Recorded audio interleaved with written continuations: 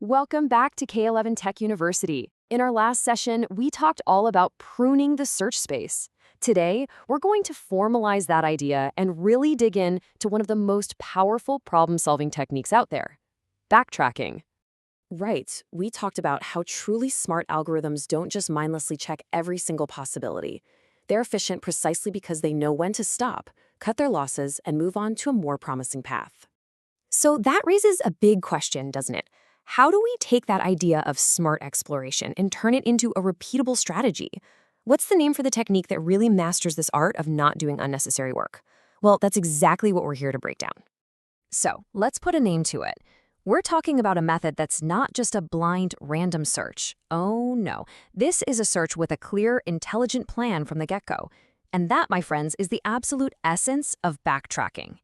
Just look at those key words right there, systematic and abandoning. This is not a random walk. It's a methodical, step-by-step process of building a solution, and it has the discipline to immediately, and I mean immediately, abandon a path the second it violates a rule. Let's walk through it. First, you take one small step. Then you instantly check. Is this still a valid path? Am I still following the rules? If the answer is no, you don't even think about taking another step forward. You abandon that route, and this is the crucial part. You go back, you backtrack to your last decision point to try a different option. And that's the main takeaway here. Backtracking is the total opposite of a brute force approach. Brute force will try everything, blindly until it stumbles upon a solution. Backtracking is, well, it's surgical. It uses rules and constraints to intelligently guide its search from the very first move. This one simple question is the engine that drives the entire algorithm. If the answer is ever, at any point, no, it prunes that entire branch of possibilities from the search tree. It's this constant checking that makes it so much more efficient than just building a whole solution and only then seeing if it works. Okay, I get it. This can still feel a little abstract. So let's use a really classic analogy that does a brilliant job of showing how this works in the real world. Just imagine you're dropped into a massive, complex maze. You don't have a map. You have no idea where you're going. So what's your strategy? You're not going to try to map out every single path from start to finish, right? Of course not. You'd pick a path and start walking. The second you hit a wall, a dead end, what do? You instantly reject that path. You turn around, you walk back to the last place you had a choice, the last junction, and you try a different turn. That simple act of hitting a wall and turning back, that is the physical equivalent of backtracking. All right, so we've got the intuition down. Now let's take that maze idea and translate it into a formal, repeatable pattern that we can actually use to code up solutions to real problems. And believe me, this isn't just some theoretical concept. This is the key that unlocks a whole class of famous and famously difficult computer science problems. I mean, think about solving a Sudoku puzzle.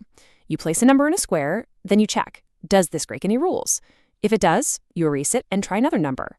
That is pure, unadulterated backtracking in action. Let's just put them side by side. Brute force tries everything, wastes a ton of effort, and its complexity just explodes. Backtracking, on the other hand, it stops early. It's constantly enforcing the rules. And this is what makes incredibly complex problems actually manageable. The difference isn't just about speed, it's about discipline. And this pattern right here is the heart of it all. It's this simple, powerful recursive loop. 1, you choose an option. 2, you check if it's valid. 3, if it is, you dive deeper, you recurse. And 4, when that path eventually fails or you're done exploring it, you come back up.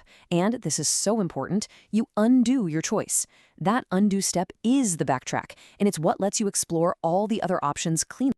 Now, we've mentioned constraints a few times, but we really need to zoom in here. Because, let's be honest, without good constraints, backtracking is just a glorified brute force search. The constraints are where all the magic happens. So why are they so dang important? Well, your constraints are what slash the search space from something astronomically huge down to something you can actually work with. They prevent you from ever wasting time in an invalid state, and they give you that critical early exit.